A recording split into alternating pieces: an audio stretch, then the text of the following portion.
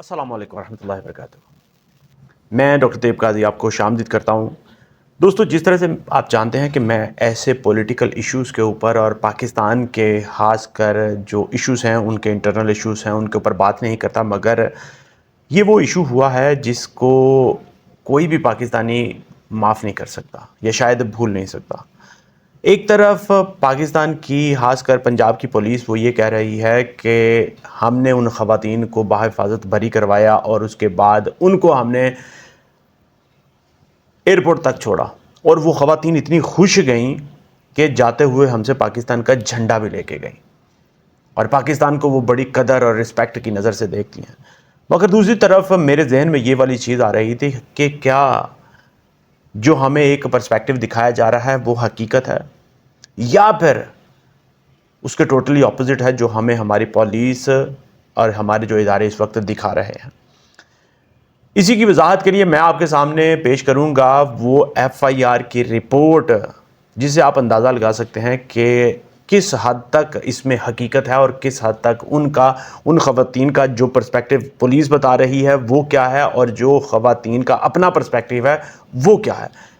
FIR की मुकम्मल story जो है वो मैं आपको बयान करने जा रहा हूँ। FIR का टॉपिक जो है वो अगवा, गैर कानूनी हरासत, बत्ताखोरी, जिनसी ज़्यादती, जान से मार देने की धमकियां और दीगर संगीन जराइम के ख़िलाफ़ कानूनी कार्रवाई की दरख्वास्त देने वाली हैं स्टेफनी एड्रियाना माओ आरून। वो कहती हैं, मैं स्टेफनी एड्रियाना माओ आरून ये तहरीरी बयान अपनी मर्ज़ी और होशो हवास में दे रही हूँ ताकि मेरे साथ और मेरी साथी आस्टर्ड रॉबिन्सन ब्राचो के साथ होने वाले संगीन जराइम की मुकम्मल तहकीकात की जाए और तमाम ज़िम्मेदार अफराद को कानून के मुताबिक सज़ा दी जाए। उनका कहना है कि अक्टूबर 2025 में हमारी मुलाकात मोहम्मद रज़ा डार से सिंगापुर में हुई। इस मुलाकात के दौरान उसने हमारे साथ दोस्ताना ताल्लुकात कायम किए, हमारे एतमाद को हासिल किया और हमें पाकिस्तान आने की दावत दी। इसने यकीन दहानी करवाई कि वो हमारे पाकिस्तान आने के तमाम इंतज़ामात करेगा, जिनमें वीज़ा और दीगर सफरी मामलात भी शामिल होंगे।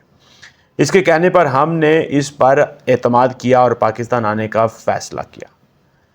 मोहम्मद रज़ा डार ने हमारे वीज़ों का इंतज़ाम किया, जिसके बाद हम पाकिस्तान पहुंचे, लेकिन पाकिस्तान आने के बाद 29 जून 2026 को मोहम्मद रज़ा डार ने अपने एक नामालूम शख्स, जिसे वो अपना बॉस कहता था, और मज़ीद 3 नामालूम अफराद के साथ मिलकर हमें अगवा किया। मैं आपको FIR जो लिखी है वो पढ़ के सुना रहा हूँ उर्दू में तर्जमे के साथ। हमें हमारी मर्ज़ी के खिलाफ़ एक नामालूम मुकाम पर ले जाया गया, जहां हमें गैर कानूनी तौर पर कैद रखा गया।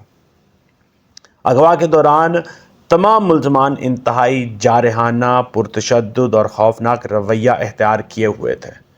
मोहम्मद रज़ा डार ख़ुद को भी एक मुतासरा शख्स ज़ाहिर कर रहा था, लेकिन हकीकत में वो पूरे वाक़े में दीगर मुल्ज़मान के साथ मुकम्मल तौर पर शामिल था।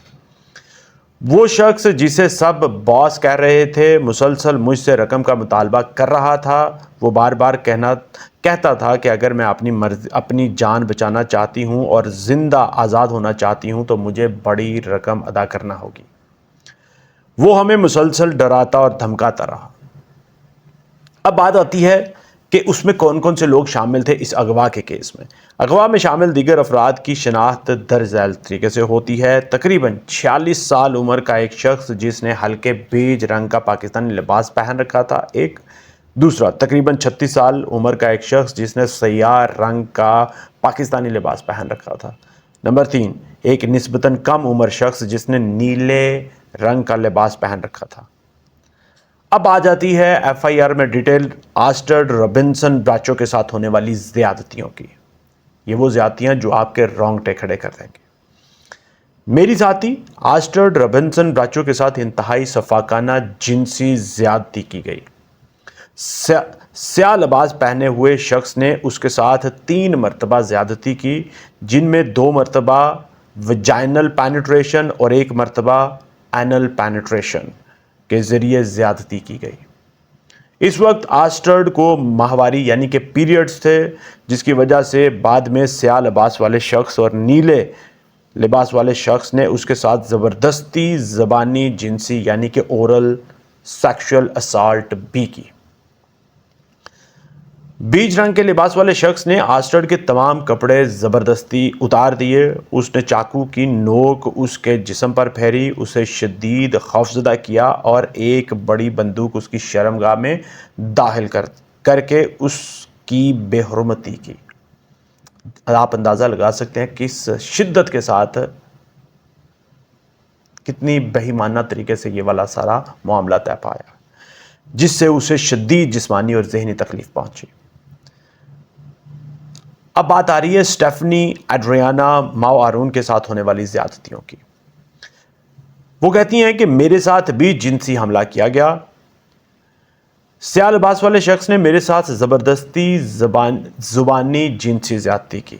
اس نے میرے ساتھ اندام نہانی یعنی کہ ویجائنل کے ذریعے سے زیادتی کرنے کی بھی کوشش کی، میرے جسم کو نامناسب انداز میں چھوا، لیکن میں مسلسل چیختی رہی اور اسے بتایا کہ میں کنواری ہوں۔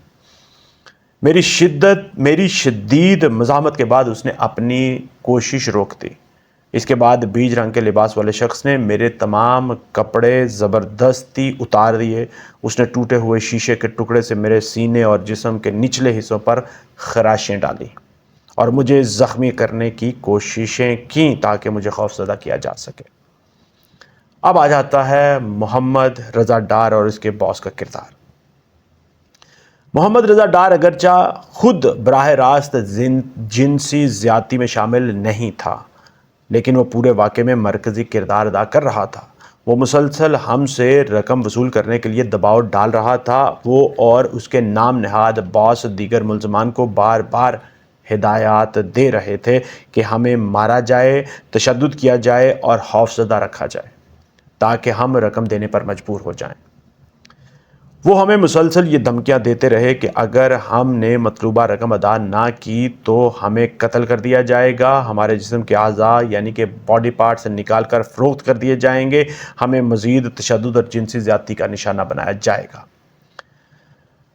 ملزمان نے ہم سے زبردستی رقم بٹوری، ایکسٹارشن کے ذریعے بھتہ خوری کی اور ہماری جان کو خطرے میں ڈال کر ہمیں شدید جسمانی، ذہنی اور جذباتی نقصان پہنچایا۔ یہ تمام جرائم باقاعدہ منصوبہ بندی کے تحت کیے گئے، جن میں اغوا، غیر قانونی حراست، بھتہ خوری، جنسی زیادتی جسے آپ زنا بالجبر اور اجتماعی زنا بالجبر بھی آپ کہہ سکتے ہیں، بلکہ آپ اسے اجتماعی سمپل الفاظ میں اجتماعی زنا بالجبر آپ کہیں گے، سنگین دھمکیاں اور انسانی وقار کی پامالیاں شامل ہیں۔ اسٹیفنی کا کہنا ہے کہ میں پاکستان کے قانون نافذ کرنے والے اداروں سے مؤدبانہ گزارش کرتی ہوں کہ اس واقعہ کی مکمل غیر جانبدار اور شفاف تحقیقات کی جائیں۔ تمام ملوث افراد جن میں محمد رضا ڈار، اس کا نامعلوم باس اور دیگر 3 نامعلوم ملزمان شامل ہیں کو فوری طور پر گرفتار کیا جائے، ان کے خلاف قانون کے مطابق مقدمہ درج کیا جائے اور انہیں عدالت کے ذریعے سخت سے سخت سزا دلوائی جائے۔ میں انصاف کی طالب ہوں اور چاہتی ہوں کہ ہمارے ساتھ ہونے والے اس سنگین ظلم کی تمام ذمہ داروں کو قانون کے مطابق قرار واقعی سزا ملے تاکہ مستقبل میں کسی اور شخص کے ساتھ ایسا المناک واقعہ نہ پیش آئے۔ اور یہ درخواست دی گئی ہے اسٹیفنی ایڈریانا ماؤ آرون اور متاثرہ اس کے ساتھ جو لڑکی ہے وہ ہے ایسٹرائڈ روبنسن براچو۔